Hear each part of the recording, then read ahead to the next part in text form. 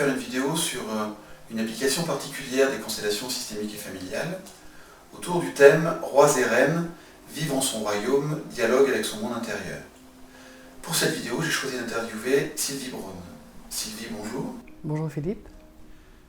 Alors, en quoi consiste cette approche « Vivre en son royaume » ? Vivre en son royaume. Déjà pour moi, le titre est grand au sens de qui sommes-nous pour être dans notre royaume et comment vivons-nous notre royaume. Pour moi, c'est ça qui prime pendant ce temps effectivement, de constellations assez particulières que sont le travail avec les archétypes. Et vivre en son royaume, c'est la possibilité d'être un temps avec soi, de reconnaître les forces qui sont à l'intérieur de nous. Et par rapport aux constellations systémiques et familiales, la différence, c'est qu'on ne va pas parler de notre famille actuelle, de notre famille d'origine, des lignées, de ce qui s'est passé comme traumatisme, comme événement qui bloque l'énergie. On va prendre vraiment un temps pour connaître ses forces, mais aussi voir les points faibles, entre guillemets, même si j'aime pas tellement ce mot. Voir aussi dans les archétypes, puisqu'il y en a 4 que je nommerai certainement tout à l'heure, voir qui domine, qui manque, qui est en conflit, qui éventuellement est exclu, qui éventuellement n'existe juste pas. Donc c'est vraiment un travail où on va s'occuper juste des potentiels qui sont là, vivants, endormis, potentiellement là, non vus, non reconnus, etc. Donc c'est un temps pour remettre en fait une fluidité, une harmonie, un équilibre dans les forces qui nous habitent. Et c'est pour ça que le mot reine ou roi, c'est la possibilité de retrouver une unité dans son royaume intérieur en fait. Tu emploies le mot d'archétype. C'est quoi pour toi un archétype ? Un archétype dans le sens de quelque chose qui existe fondamentalement, qui fait partie de l'être humain. Et ces 4 archétypes ont des énergies différentes, des énergies particulières, j'ai envie de dire uniques. Et c'est un peu comme quelque chose qui peut être pur dans le sens de un artiste n'est pas un guerrier par essence même. Donc tout le travail, c'est déjà de les distinguer, de les reconnaître comme agissant à l'intérieur de nous par rapport à ça, avec vraiment des énergies particulières. Alors, dans cette démarche, quels sont les différents archétypes sur lesquels tu travailles ? Alors il y a 4 archétypes. Il y a l'archétype du guerrier, l'archétype du bâtisseur, l'archétype de l'artiste et l'archétype du sage, mais il y a aussi l'archétype du roi ou de la reine. Mais le roi ou la reine, sans dévoiler tout ce qui va se passer pendant ce séminaire-là, c'est nous. C'est nous avec des parts de nous. Et donc c'est cette rencontre de ces différentes parts qui sont à l'intérieur de nous, mais que l'on va mettre à l'extérieur de nous. Et donc c'est un véritable dialogue, parce qu'on va entendre ces archétypes nous dire un certain nombre de choses. Et la question pour moi, comme dans les constellations systémiques et familiales, c'est est-ce que je suis prêt ? Est-ce que je suis prête à entendre ce que le guerrier va me dire, ce que le bâtisseur va me dire, ce que l'artiste va me dire ou ce que le sage va me dire ? Est-ce que je vais accueillir ça à l'intérieur de moi ? Est-ce que je vais accueillir ces parts qui sont déjà en moi, mais est-ce que je vais vraiment les intégrer et en faire une force et un appui et un fondement en fait ? Quelles sont les caractéristiques de ces 4 archétypes dont tu parles quand ils sont présents de manière, je dirais, saine, équilibrée, ou alors quand ils sont trop présents ou trop absents ? Alors déjà, commençons par donner quelques mots sur chacun des 4 archétypes. Je vais commencer par le guerrier, c'est celui que je vais nommer en premier. Le guerrier, c'est la possibilité d'avoir au moins ces 2 lieux qui sont à la fois la protection et aussi la défense. Et parfois, ce que l'on voit, en tout cas les participants qui travaillent en stage, souvent ne voient qu'un seul aspect du guerrier. Le guerrier qui attaque, le guerrier qui fait mal, le guerrier qui fait la guerre en fait, quoi, hein. Donc il y a une vision déjà, rien que de se familiariser ou même d'accepter le guerrier. Mais le guerrier, c'est aussi celui qui affirme, le guerrier, c'est celui qui veille aussi, c'est celui qui va s'affirmer, c'est celui qui va poser des limites, c'est celui qui va aussi apprendre, c'est celui aussi qui va se former, c'est celui aussi qui va... Voilà, il y a beaucoup j'aime pas trop les mots positifs et négatifs, pour moi ils existent. Qu'est-ce que je vais faire de ce guerrier? Je veux dire, pour moi, ça c'est important de reconnaître que c'est moi qui vais ou construire ou détruire avec ce guerrier, quoi. Mais l'archétype même du guerrier est éminemment au service de la vie, éminemment au service de la vie. Est-ce que le guerrier, ça peut être aussi celui qui détruit une forme obsolète qui n'est plus adaptée à ce que j'ai à vivre là maintenant?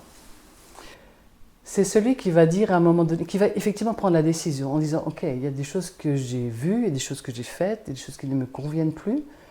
Donc à un moment donné, il faut que j'ose aller à ma rencontre pour dire stop à ce qui ne me convient plus aujourd'hui, parce qu'aujourd'hui, je suis qui je suis aujourd'hui. Et donc il y a des comportements, des manières d'être, de faire, ou des silences que j'ai peut-être pu poser à un moment donné de ma vie. Et à un moment donné, c'est celui qui dit non. Et pour cela, il a aussi besoin de s'appuyer sur les autres archétypes. Et c'est ça que je trouve intéressant dans ce séminaire-là, c'est que le guerrier ne fonctionne pas tout seul. Comme l'artiste ne peut pas fonctionner tout seul. Alors justement, l'archétype suivant? L'archétype suivant, pour moi, c'est le bâtisseur, dans le sens où il y a effectivement une énergie entre le guerrier et le bâtisseur qui parfois a un peu de mal à se distinguer. Le bâtisseur, c'est celui qui a une vision claire des choses. C'est celui qui a je vais presque envie de dire un plan d'action, mais qui a aussi cette compétence à organiser, à faire des choix, à choisir ses partenaires, à avancer, à aller jusqu'au bout, parce qu'il est avec sa vision. Et donc, lui, il a aussi besoin d'énergie et de force, mais lui, il va s'appuyer sur le guerrier par rapport à ça. Et ce bâtisseur-là, ce qu'on voit aussi des fois dans le séminaire, c'est qu'il y a des rois ou des reines qui ont une vision floue de leur vie, une vision floue de leur projet. Et donc le bâtisseur, des fois, il dit juste à la reine ou au roi, je suis prêt et j'attends. J'attends juste le oui, j'attends l'impulse, j'attends l'instruction. Mais moi, je suis là. Et c'est ça que je trouve extraordinaire dans ce temps-là, c'est que les archétypes sont toujours prêts. Et qu'est-ce que le roi ou la reine fait ou vit ou a la conscience que ces archétypes sont là? On poursuit avec le troisième? Oui. Alors l'artiste, c'est l'archétype même qui est dans la joie, dans la vitalité, qui est dans l'élan de vie, qui est dans la compétence à être artiste au sens non pas de peintre ou de faire je ne sais pas quoi avec ses mains, mais vraiment d'avoir cette joie et cette émotion d'être dans la vie. Et ce qu'on voit aussi des fois, c'est que les artistes par moments ils disent mais moi j'ai plus d'existence, j'ai juste plus de possibilité de m'exprimer parce que le guerrier il prend toute la place ou le bâtisseur prend toute la place et il y a juste quelque chose qui manque par rapport à cette énergie de vie. Et si ça continue comme ça, je vais juste mourir. Donc là encore une fois, c'est quel est l'équilibre qu'il y a? S'il y en a un qui est sur le point de mourir, c'est qu'il y a quelque chose qui ne va pas dans ce royaume. C'est qu'il y en a un qui prend les rênes et qui fait un peu cavalier seul et qui n'a pas conscience que dans un royaume, on peut coopérer, quoi. Et l'énergie du sage est une énergie qui est bien sûr dans la bienveillance, dans l'écoute, dans l'accueil, parfois aussi dans le conseil, dans le recul aussi, dans la capacité à ralentir, la capacité à dire le projet est là et en même temps toutes les conditions ne sont pas peut-être tout à fait réunies, peut-être qu'il va attirer l'attention de l'un ou de l'autre pour faire un bon usage de son temps, de son énergie au service de sa vision, une vision de l'amour, quoi. L'amour au sens vraiment universel, l'amour grand, quoi. Pour les personnes qui viendraient par exemple sur un week-end travailler leurs archétypes, qu'est-ce que tu peux nous dire des grandes lignes du week-end, de ce qu'on va y faire et de ce qu'on va y travailler? Alors les grandes lignes du week-end, c'est en tout cas pour l'instant j'ai décidé de le faire sur un week-end, mais j'ai aussi le projet de le faire sur un plus long temps parce que ce que je vois c'est que c'est tellement dense qu'il faut poursuivre en fait ce travail-là, parce que ça peut être très bousculant et en même temps très unifiant, hein. Mais on est tellement surpris à la fin de ce week-end que c'est énorme ce qu'il y a comme densité à l'intérieur de soi et des fois c'est mais qu'est-ce que maintenant je fais de tout ça, quoi, hein. Donc en fait les grandes lignes c'est d'abord d'explorer d'abord ben, à l'intérieur de soi et dans sa vie, comment j'ai manifesté ces différents archétypes. Donc il faut d'abord les distinguer, se familiariser avec, les reconnaître pour ce qu'ils sont, pour leur énergie particulière, et puis plonger dans sa vie, explorer sa vie et reconnaître que, ah oui, à ce moment-là, c'était le guerrier qui était à l'œuvre. Quand j'ai posé cet acte, c'était le bâtisseur. Quand j'ai dit que j'avais de la difficulté à cela, c'était l'artiste qui était à l'intérieur de moi. Quand j'ai différé un projet, c'était peut-être le sage qui était à l'intérieur de moi. Donc on va explorer et partager ce qui est déjà en moi et que simplement je reconnais. Donc ça c'est la première partie, la première approche. Et quand on a fait ce travail de distinction, mais aussi de retour à soi, en fait on va se mettre dans cette position de reine ou de roi. Et à ce moment-là, ce sont les archétypes qui viennent nous rencontrer. Donc on va ouvrir notre être, ouvrir nos oreilles, ouvrir notre cœur et entendre ce que chacun va, le message en fait que chacun va nous délivrer. Est-ce que c'est là où tu vas plutôt utiliser la pratique et l'énergie de la constellation? Tout à fait. Pour travailler les équilibres? Tout à fait. Avec aussi la particularité que dans une constellation, un client va chercher des représentants. Est-ce que tu veux bien être mon père? Est-ce que tu veux bien être ma mère? Etc. Alors que là, ce sont les personnes les autres participants, qui vont sentir, s'ils se sentent pour ce roi ou pour cette reine-là, donc à cet instant présent, qu'ils se sentent être plutôt un guerrier, plutôt dans une énergie de bâtisseur, dans une énergie d'artiste. Et donc ils vont se placer, puisque les places sont définies, c'est le guerrier qui est plus loin, le bâtisseur à sa droite, l'artiste et le sage. Et donc il va y avoir un premier déplacement dans l'espace, un premier temps où la personne va entendre les archétypes. Et puis on va aussi voir que peut-être que des fois dans la place du guerrier, il n'y a personne. Ou que dans la place du sage, il y a 6 personnes et très peu dans les artistes, etc. Donc cette prise de conscience aussi qu'il y a des parts manquantes ou des parts qui sont entre guillemets trop, ça veut dire qu'à un moment donné, il y a une forme de déséquilibre. Et donc au fur et à mesure que la constellation se met en place, il y a des sages qui tout d'un coup vont glisser vers l'artiste parce que tout d'un coup ils ont dit ce qu'ils avaient à dire de leur place de sage et qui vont se retrouver en tant qu'artistes parce qu'ils ont retrouvé la joie, parce qu'ils ont retrouvé l'énergie, parce qu'ils ont retrouvé autre chose, une autre manifestation de son être.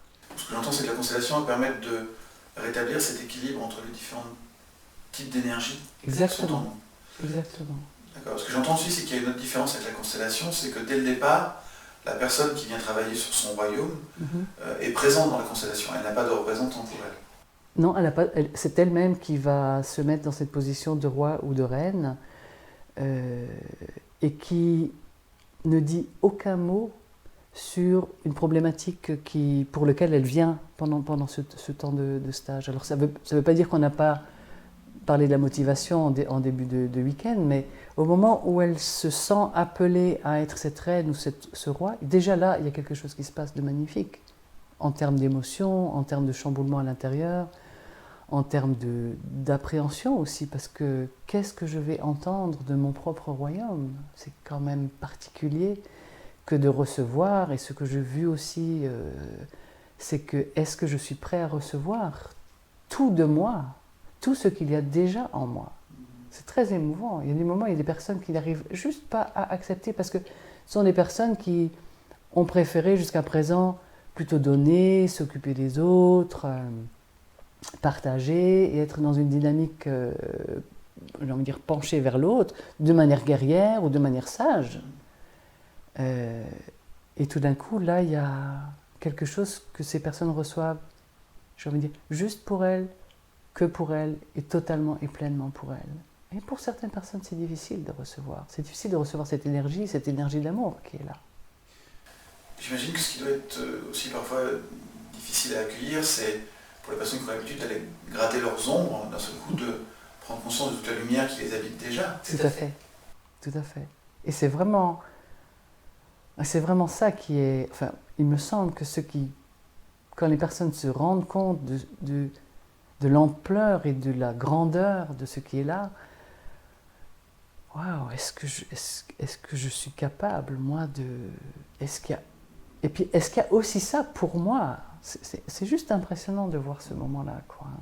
Et puis, il y a aussi des moments, en tout cas, ça m'a beaucoup touché, c'est qu'il y a des personnes qui peuvent à un moment donné dire aussi je peux pas entendre tout ça, c'est trop pour moi, quoi, c'est trop pour moi. Donc elles sont, voilà. Et donc à un moment donné, c'est vraiment la question, est-ce que je peux prendre la vie? Donc il y a un travail qui se fait aussi, qui va peut-être faire en sorte que quand il y a d'autres représentants en présence, je peux aussi amener la vie, par exemple. Et que lorsque j'ai envie de dire, l'accord de vie peut se remettre en mouvement, alors la personne peut de nouveau entendre l'un ou l'autre, etc. Mais peut-être le premier pas pour cette personne, c'est juste déjà recevoir la vie. Ce que je trouve rassurant dans ce que tu dis là, c'est que si je me reconnais dans les personnes qui pourraient avoir de la difficulté à accueillir telle ou telle chose, c'est que c'est quelque chose qui est accompagné pour que je puisse vraiment intégrer ça, repartir avec ce précieux-là. Avec ce précieux-là, que parfois il y a un autre élément qui manque et qu'il y a la possibilité de l'apporter. Et aussi, il y a la possibilité de dialoguer avec ces archétypes. Parce que, voilà, moi je suis à côté de la reine, en retrait bien sûr, mais je vais dire à un moment donné, est-ce que tu es contente de ton royaume tel que tu entends ce qui est là? Quelqu'un peut me dire, ben non, moi je vois que le guerrier, là, il est fatigué, et j'aurais envie de lui dire, mais qu'est-ce qu'il te faut pour reprendre de l'énergie? Alors je dis, est-ce que tu veux demander à ton guerrier? Est-ce que tu veux que je le fasse moi? Voilà, après on regarde comment ça se passe, et le guerrier pourrait dire, mais moi j'attends quelque chose du bâtisseur, parce que je n'ai pas la vision pour laquelle j'ai besoin de mettre de la force et de l'énergie. Donc j'ai besoin de la vision pour pouvoir mettre mon énergie au service. Et donc, en fait, il y a effectivement un dialogue, et par moments, au bout d'un moment, c'est extraordinaire, parce que ce sont les archétypes qui commencent à se reconnaître comme pas tout seul en tant que sage, pas tout seul en tant qu'artiste, pas tout seul en tant que bâtisseur, pas tout seul en tant que guerrier. Et c'est comme s'ils découvrent par moments qu'effectivement, il y a des partenaires qui sont là.